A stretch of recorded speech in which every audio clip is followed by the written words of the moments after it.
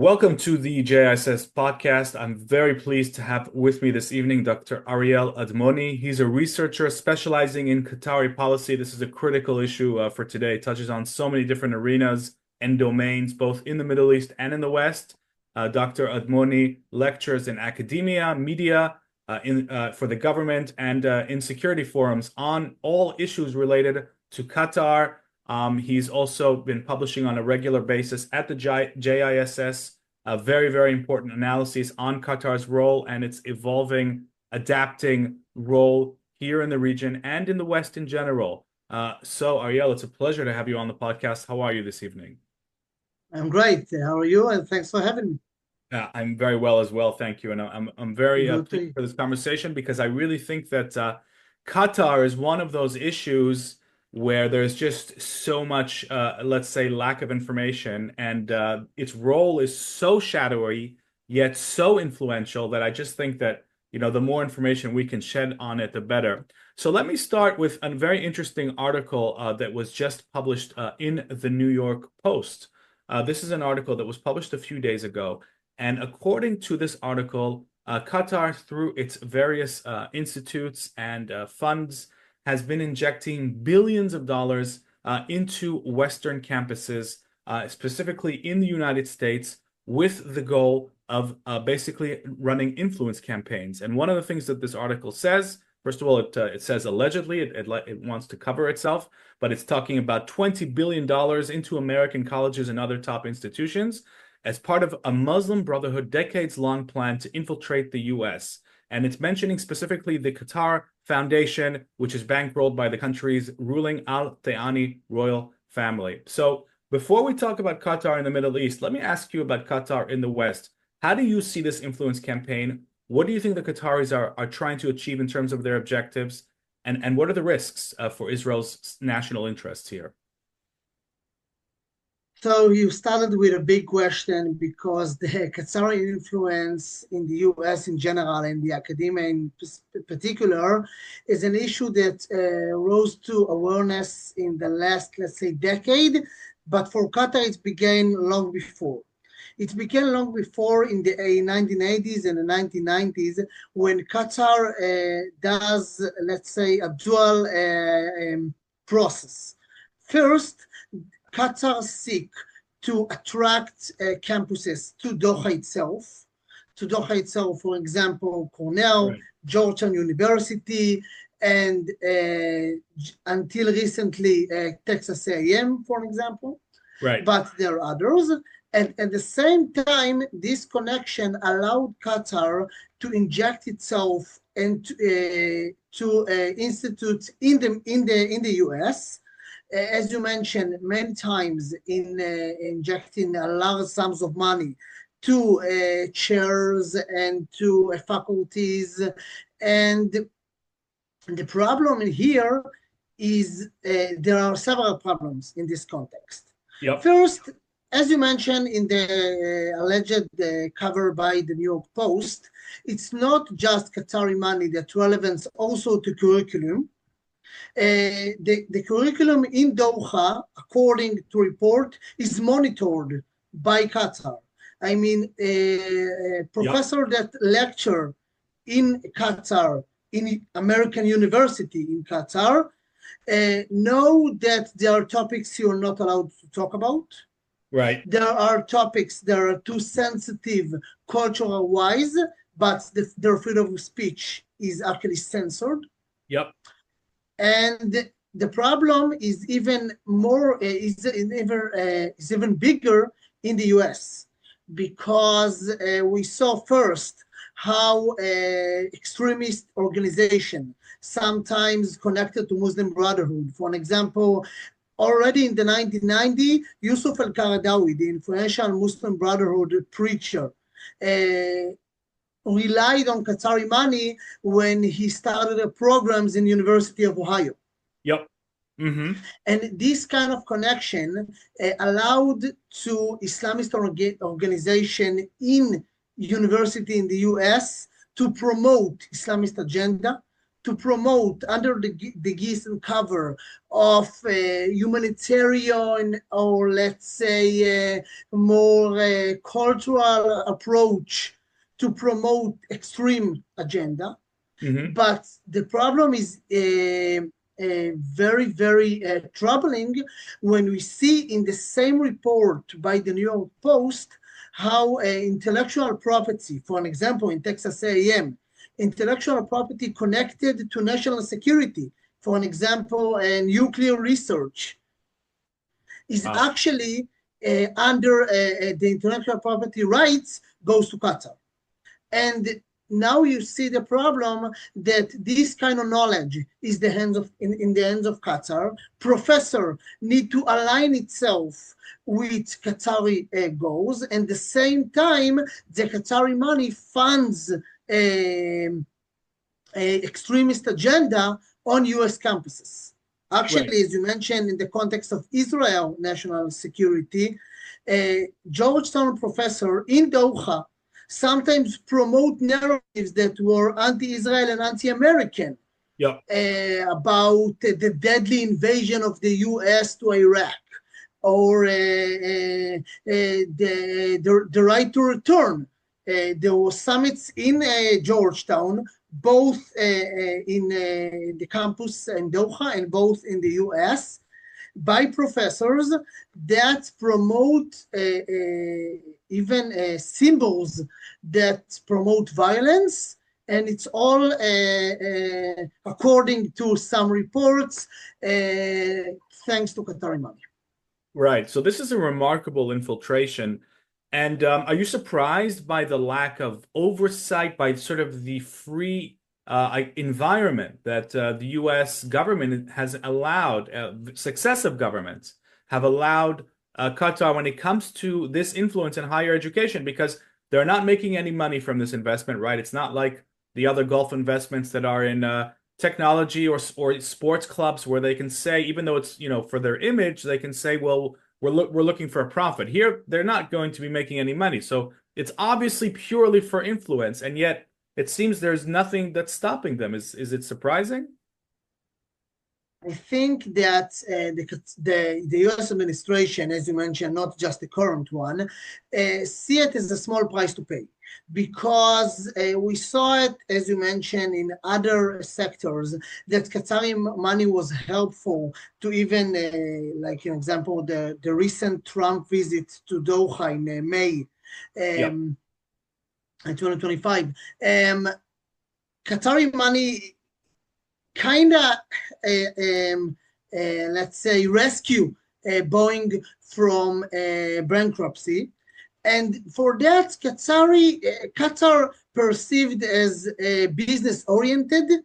And for Hmm. that, even when Qatari objectives were, as you mentioned, to promote its agenda in US campuses, first, it's help professor.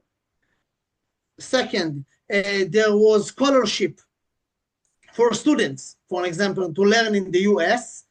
Yep. Many times we see, for an example, in the case of Carnegie Mellon University, that most of its graduates went into Qatari government programs or internship. And for that, it seems like a small price to pay, because what Qatar gives us, it seems for the short term, is more than what they took from us. But Right. what Qatar perceived very, very well, that once you give me a very, very limited opening, I will know how to use it to expand my influence. For an Right. example, in the case of universities, we saw programs even in K-12 institute, because it seems reasonable. There is a connection and cooperation between universities in Qatar and universities in the US. So why not expand that for headmasters and teachers to learn? And At the time, it seems innocent. At the Yep. time, it seems not problematic at all. But Qatar has always known to use the limited inning they have to expand it. Right. That is truly remarkable. And as you say, President Trump did visit Qatar as part of his Gulf tour back in May of this year, and I think he announced, I think contracts totaling something like 1.2 trillion, something that boggles the imagination. So before I pivot now to Qatar's role in the Middle East, let me ask you a fundamental question, and I know that you've written about this as well, but there is a debate, going on here in Israel about Qatar's actual ideology. Some will say, they're not actually Muslim Brotherhood. They more want to use the Muslim Brotherhood to divide and conquer, and then they come in as sort of the mediators, and they play this sort of double game everywhere they go. And others, and I have to admit I'm in this camp as well, believe actually they are firmly aligned with the Muslim Brotherhood. There are even reports that they took some sort of oath to promote the Muslim Brotherhood ideology, and they're the only major Gulf state that's doing this. You look at all the other Gulf states, none of them have this allegiance to Islamists, to the Muslim Brotherhood. Where do you stand on this debate? Are they legitimately let's say, aligned with the Muslim Brotherhood ideology, or are they using it in order to gain political power around the world?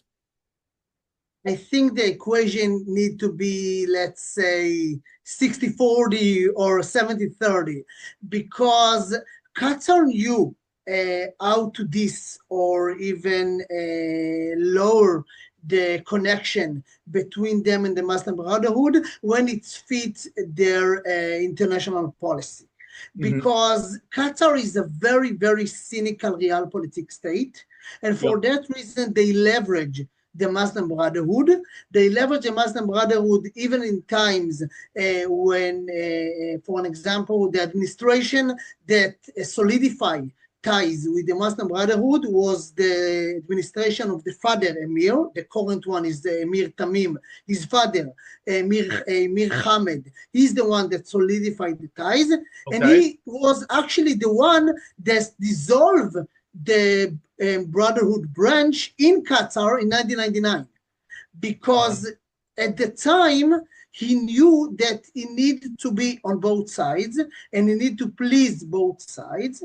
But what Qatar understands very shrewdly, that if I'm gonna give the leverage and give the power to Muslim Brotherhood, not inside the state, even Yusuf al-Qaradawi wasn't in official capacity. There were times that even Qaradawi was angry on Qatari policy, because for him, the hosting of the US base was actually inviting un-Islamic norms. And actually inside Qatar, there are resentment for this Western approach. But what Qatar understands that I need to fund the Muslim Brotherhood not inside the state, but outside the state. Because this is how, not unlike other states that gonna pour money on corrupt leaders in Africa, on the Middle East, I will talk to the population. I will talk in Egypt and in Syria and in Chad and in Sudan. I will talk the one that on the ground. Right. But Qatar need to mask it as humanitarian help. For that reason, in my opinion, they are a cynical state and even more danger than the Islamist one. Because an Islamist regime, you at least know what is going to be its red lines, what he's going to never do. But Qatar can cooperate with you with one hand and at the same time use the knife to stick in your back. Right. So when you say 70-30 or 60-40, you're saying 60 or 70 on the cynical realpolitik side, and the rest is actual ideological alignment? The rest is, we need to remember that the Brotherhood influence inside Qatar began long before. It began in 1950 and 1960. And for that reason, there are several members in the ruling family that are well connected to this ideology. For an example, the current defense minister in Qatar, a welcomed guest in the US, for example, Saud Athani, when he was the chairman of Qatari Fuel Company in 2014, he actually supported publicly. He said, "We are Hamas." Right. He didn't hide it. Right. In a similar manner, members in Qatari Shura Council supported October 7th and Hamas operations.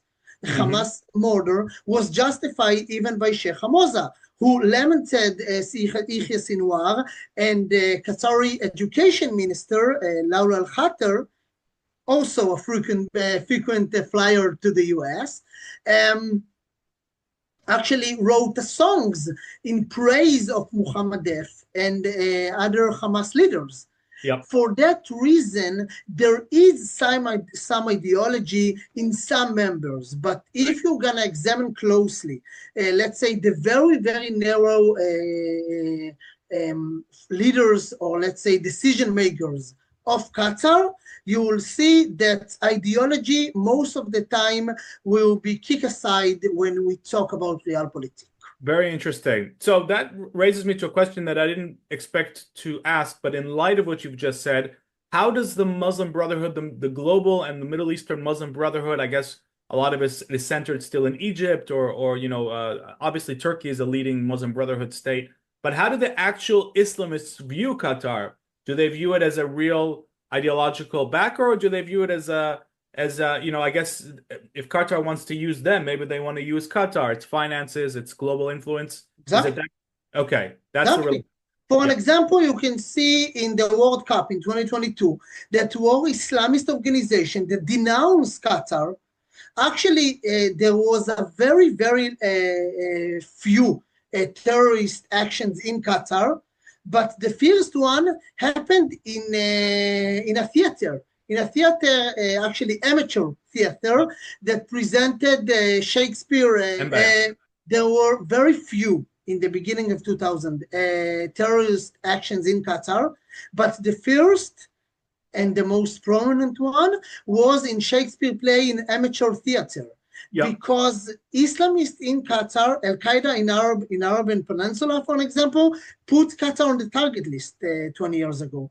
Because Qatar is playing both sides, and the Islamist side also know that they after the money. They know that Qatar will help them in terms of foreign relations, in terms of personal finance. For an example, most of Hamas leaders enjoy Qatar backing in terms of finance, not just for the organization, but also for their sons and daughters. And for that reason, most of the time, like the West, Islamist organization will conceive Qatar as the one that will help me most of the times, and the times I'll be angry about them. There is a saying of Qatari foreign minister 10 years ago or 15 years ago. He told John Kerry, U.S. Foreign Secretary, State Secretary, he said that the relation of Qatar and Iran is we are lying to them, they are lying to us, and both sides know that. And the Islamist side know that Qatar is helpful because in the end, it's gonna establish them as a mediator. It will secure them with financial interest in their state. And for that reason, unlike the West that know that Qatar plays with both sides, the Islamist side, Iran, Taliban, Hamas, know who they dealt with. The one that been misled is just the West. I'll tell you why this is so confusing, I guess, probably to the Western audience, because the Western audience, and even here in Israel, we're still, you know, trying to track the Islamists' double game, because the Islamists themselves, the Muslim Brotherhood, are also adept. I'm not talking about ISIS, but, you know, I'm talking about the Muslim Brotherhood. They're adept at playing double games themselves. So here we have a separate entity which is playing its own double game while using Islamists. Some of them are even Islamists themselves. And yet most of this, you're saying, is directed at power and influence, very calculated campaign. So that's a very complex map that you're drawing here. and hopefully, we'll be able to really map it out clearly because I think at the end of the day, and correct me if you have a different view, that even if their calculations are realpolitik, the end result is the same. The end result is they're empowering Islamists. They're playing a destructive and dangerous role by allowing this ideology to infiltrate the West, and we'll talk in a minute about what it's doing in the Middle East. So whatever their calculations are, they should be held to account. No, do you agree with that? Exactly. Qatar, this is why I perceive Qatar is more dangerous Right. because, as I mentioned before, when Islamic State will execute this ideology, at least I can comprehend. But Right. the one that use terrorist organizations as leverage or as an instrument to gain soft power or even hard power, as you mentioned, it's very problematic, and it need to take into account. And I can say even more than that. Most of the times, as you mentioned, Qatar is relied on the same ideology, and we saw how Qatari funds and charitable organization actually brought to court in the US. Yep. Just a month ago, Qatar was very proud because lawsuits against Qatar charity funds to terror in the US were dismissed. And may I suggest, and again, it's my personal perspective, it's not from knowledge, but the lawsuit was kind of substantive. But Qatar knew how to use smart lawyers and to use loopholes because Qatar enjoy to flame the hate toward Israel, toward U.S. interest. For an example, we saw how anti-Semitic and anti-American content was brought very, very frequently on not just Al Jazeera, but also Middle East Eye, Middle East Monitor, AJ Plus, and Qatar promote violence. And when you ask them how you allow this kind of happen, their excuse will be freedom of speech, because Qatar knew to mask is very, very oiled apparatus in terms of Western discourse. Wow. Wow. Absolutely remarkable and very disturbing. Now, you brought up Al Jazeera, and I was trying to figure out recently, Al Jazeera's status here in the Middle East, because I do want to pivot now to our region. And, one of the claims I kind of hear sometimes is that, just to remind the viewers, I think it was back in 2017, there was a real crisis between Saudi Arabia, the UAE, and other moderate Arab countries, Muslim countries, and Qatar. And the role of Al Jazeera was one of the biggest grievances that these countries had against their neighbor because it destabilized, because it supported the Muslim Brotherhood in Egypt. The Muslim and Al Jazeera ended up being banned all across the region. As far as you know, is it still banned in countries like Saudi Arabia and Egypt? And part of that question is, do Qatar's Arab neighbors still view it as basically a pyromaniac state that's a threat, or have they shifted their perspective since that big crisis and since they tried to do that blockade on Qatar? First, it's important to know that Qatar, the UAE and Saudi Arabia didn't agree to call it a blockade. They call it severance of ties. One Emirati friend was angry. They're also good at marketing. Exactly. So actually, the war in Gaza helped whitelash Al Jazeera, because Al Jazeera was the main source of information for the Arab world to know what's happening in Gaza, from Cyprus to Riyadh. If you want to know what's happening in Gaza in the last 2 years, Al Jazeera was the way to do it. And for that reason, actually, it's helped to promote Al Jazeera as more, let's say, neutral coverage. It's not true, of course, but this is somehow perceive it. Actually, there was a complaint against Al Jazeera in some Arab state that they are too much pro-Israeli, because sometimes they even let a mother of hostages to talk.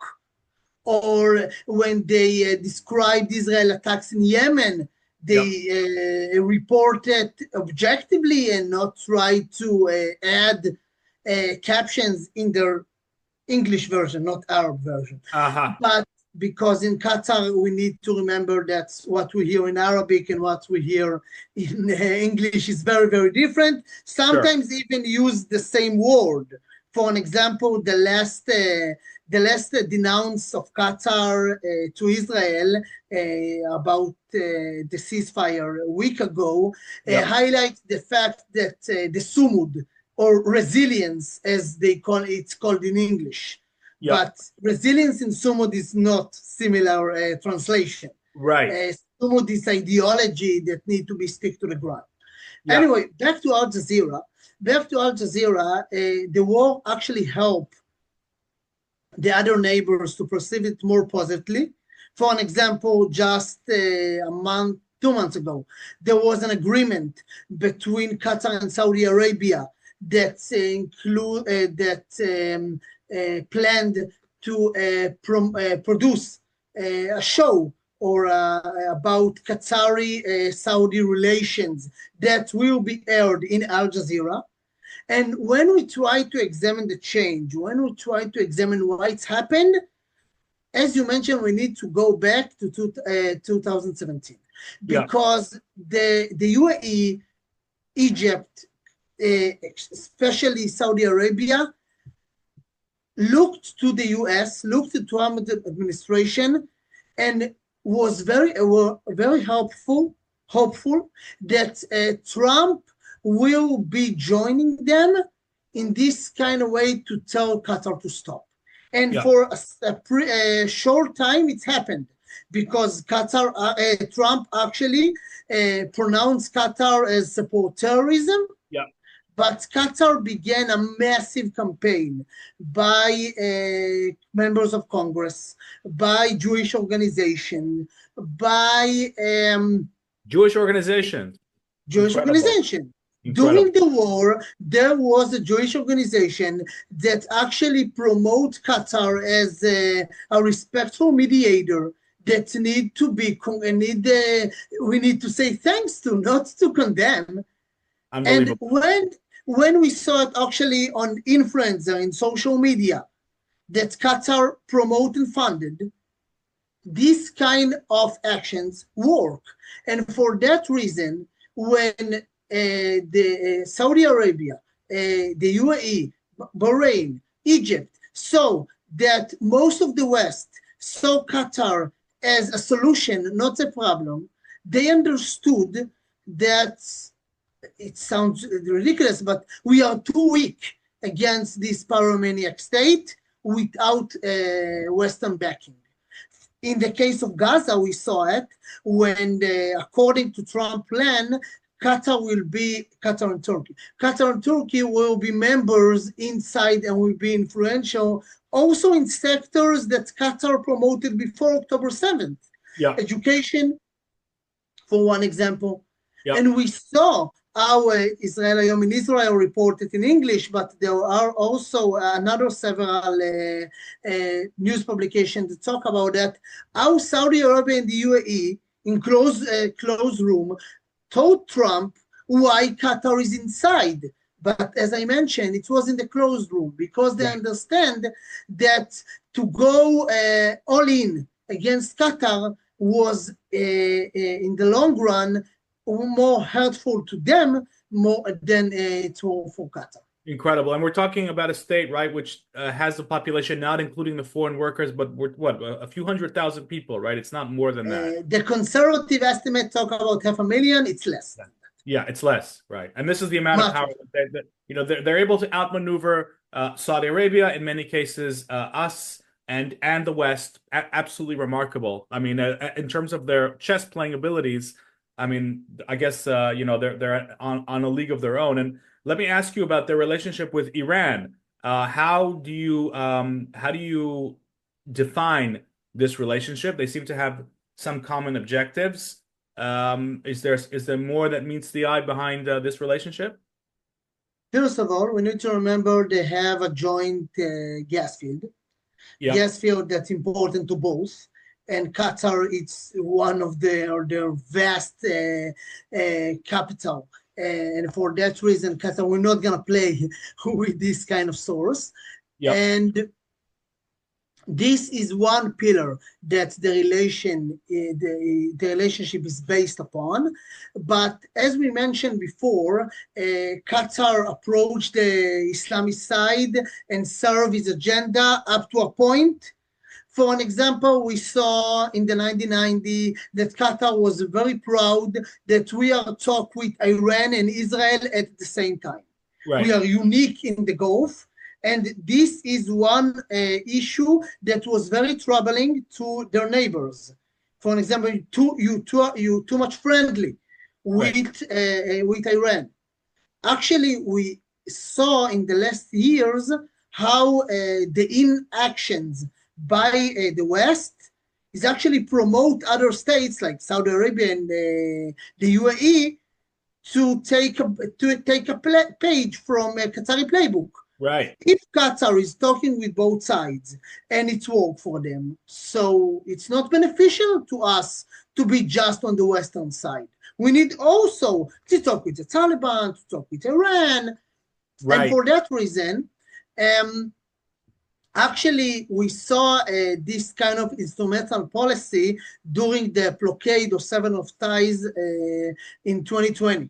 Because Iran actually was the way Iran and Turkey were the ones that actually helped Qatar, because Qatar used financial ties and import of goods and agriculture from them up to a point that right now Iran is actually upset because Qatar go to the other neighbors right now and Iran want more right now. And we saw this kind of instrumental policy when in the Biden administration, when he used a Qatar to mediate the release of journalists before October 7th, the money that Biden allows to freeze in interest of Iran was transferred through Qatari banks. And after October 7th, Qatar froze these funds and angered Khamenei, because this kind of relationship, but at the other side, Iran also know what they need Qatar. Right. Trump himself, in his recent visit in Doha in May, said, Iran owe a big thanks to Qatar because they are the reason we are talking with them about the nuclear. Right. And Iran knows that Qatar bought time to them to develop their nuclear facilities. At the same time, the same Qatar used their position in the UN to condemn and to promote Middle East free from nuclear. But when they say that, they mean just to Israel. Iran nuclear is not a problem. Right. Incredible. Now, let's bring it to our neck of the woods, where, of course, Qatar is an absolutely huge topic. And, you know, we seem to be stuck in this triangle, right? We've got Israel, the US, and Qatar, and, of course, Hamas in Gaza. And we've had some very remarkable developments in this triangle, right? We had the Israeli strike on the Hamas overseas leadership in Doha, which really just sent massive shockwaves throughout, I think, the region.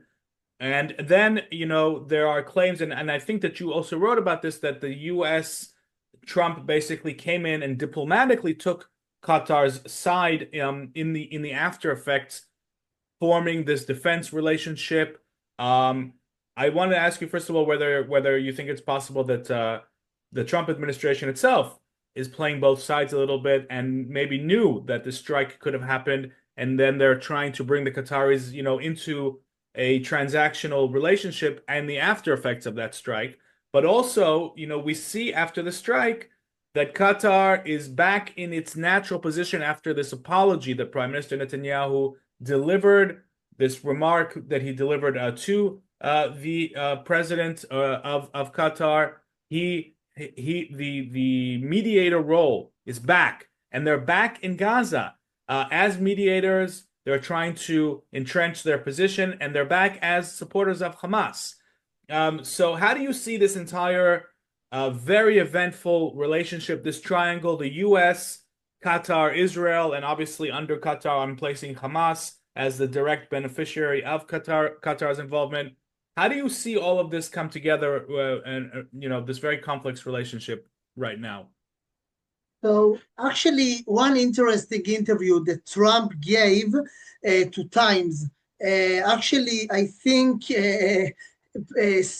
will present it more clearly.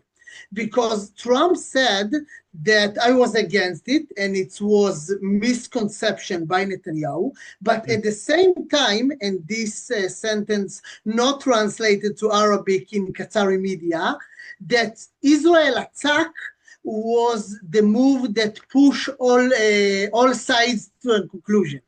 Right. And the meaning of this sentence was that Qatar finally get that they are on fire. And we need to remember, unlike the Iranian attack in Qatar that was well coordinated, and Qatar knew before it happened, the attack of Israel was very, very shocking because the location was in a Qatar residence. Right. Qatar is a region in Qatar that there are foreign embassies, foreign international firms, and for that reason, the anger in Qatar was very, very strong. It threatens their entire business empire, right? Their whole financial empire. Exactly. Now, international business, international companies, as themselves. Until recently, Qatar was the safe place that nobody gonna attack. Right. Not the Islamic side and not the Western side. And just in the last year, the Islamic side, Iran, and the Western side, Israel, attacked them both. Right. And for that reason, Qatar was very, very upset by this attack. And I think when we ask if Trump knows, I think we need to remember the response by the Pentagon. When the Pentagon asked how, bottom line, Qatari protected not by just Qatari defense, but also U.S. defense. Yeah, the largest American base in the Middle East. Exactly. And the answer of the Pentagon was, our raiders was directed to Iran, not to the other side. Now, to me, it sounds a very lame excuse because I think the U.S. military equipment is better than this lame excuse. And for that reason, in Qatar itself, not official, but academians from Qatar perceive this attack as a U.S. sanctioned attack. Right. Now, for that reason, Qatar understood that they need their balancing act also in Israel. Even the apology by Prime Minister Netanyahu, when you read the text of the apology, inside the text, he attacked Qatar for funding the Muslim Brotherhood, for funding Al Jazeera. This is a very non-apology apology. Right, it's a sorry, not sorry, as they say. It's a sorry, not sorry, but Qatar needs the minimum because, as you mentioned, the media, the role was on the line. There was a misconception, both in the US and in Israel, that Qatar is actually threatening to quit being the mediator after the attack. But no official decision makers in Qatar said so, because Qatar are afraid after the attack that if they're gonna threat to quit to be the mediator, they actually quit to be the mediator. And the mediation is more important to Qatar than it's to other states. Right. And for that reason, Qatar used their mediator role inside Gaza. We need to remember, Hamas is displeased with Qatari conduct in some manners. For an example, the last mediation wasn't helpful just for Qatar. They need to bring Turkey in, and now Hamas is pleased. with the outcome Interesting. because Qatar loses leverage, and Qatar right now will try to locate their best position in Gaza in the day after. Right. For an example, we saw a meeting by Sheikh Al Misnad. Sheikh Al Misnad is the Qatari Minister for International Cooperation. Hmm. During the execution of a Trump policy, Trump 20 points plan, Sheikh Al Misnad meet with members of Board of Education of the Islamic University of Gaza, Yeah. university that is basically a stronghold of Hamas.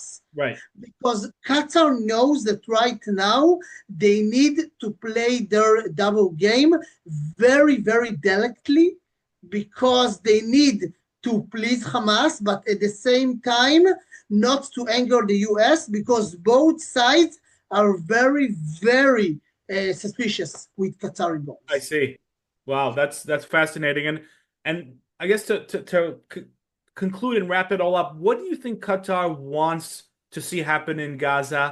And do you think that we as Israel have any chance of reeling in the Saudis, the Emiratis, the Gulf players that we actually want potentially involved in Gaza when it comes to, infrastructure and the future education curricula of Gaza, where, I could see the Emiratis and possibly the Saudis having a positive role here, and instead of the Qataris. So, what do you think the Qataris want in Gaza going forward? And do you think that we are able to realistically get the more moderate Gulf powers in at Qatar's expense? I have to admit that I'm not optimistic Right. because inside Gaza, and actually Qatar is promoted from the beginning of the war, not talking just about Gaza, but also what happened in what they called Western Bank in Judea and Samaria, Yep. and Qatar actually, at the same time when they have still connections to Hamas, to remediation, to financial backing. But at the same time, Qatar preserved strong ties also to the PLO Hmm. because Qatar knew that we need not to be cut out of the equation. And for that reason, Qatar very helpful that they will convince both sides to establish kind of what they call Palestinian government, Yep. that Hamas will be a member inside. Qatar will be the one that presents itself as the humanitarian actor by promoting allegedly to hospitals and Yep. schools. Bottom line, we know this money, most of it will go to promote a radical agenda. Yep. But um, I think that this is why we don't want Qatar inside. But I think that the Emiratis and Saudis right now see that not Israel calls the show, but actually Trump. And for them, it's very troubling, but for them, it seems like Washington is kind of conquered by Qatari money. And this is why they're very, very skeptical. They don't want, again, to put their money in places when, bottom line, it will go to promote agendas that will help Qatar in the end of Yep. the line. They did it in Syria. They did it in Syria. There was a decade Uh-huh. ago a debate between Saudis and Qatar who to promote, the jihadist side or the conservative side. Yep. Qatar chose the Islamist side. As we can see, they were right. And this is why the UAE and Saudis, as long Qatar and Turkey are very, very prominent in Trump plan, I accept. I can. I don't think it's wise to project, but still, I think that we see a very, very limited UAE and the Saudi effort. It will be mainly on terms of humanitarian that I see. nobody will be see it as problem. So just to conclude, and I want to make sure that I understand you right, the moderate Gulf countries are waiting for a change, if at all, on the American side. They don't think that it can come from here in Jerusalem, They want to see Washington wake up to the Qatari threat and to prioritize them. And until that happens, or unless that happens, they're not going to be heavily invested in Gaza's future. They do again will do the minimum to please their state, of course, their population, by supporting humanitarian about the one that actually suffer in Gaza. Yeah, But I think that this is it. I think that right now they don't gonna put boots on the ground, for an example, sure. as long as they're gonna see it's not gonna help establish de facto Islamist regime. They will be against them. Gotcha. Okay, Ariel, thank you so much. This has been very enlightening, and I'm sure that the viewers also will be taking a lot from this conversation. I think that really this information and your insights are critical, and I hope that this is going to have very wide reach and that as many viewers as possible really listen to this and share the link, because we need to wake up to Qatar and its role. It's high time for the world to become more aware of this very dangerous role that this tiny country has been playing throughout the world and in the Middle East. So, Ariel, thank you so much for being on the podcast, and Glad I to. hope that we can have you back on here soon as well. Sure.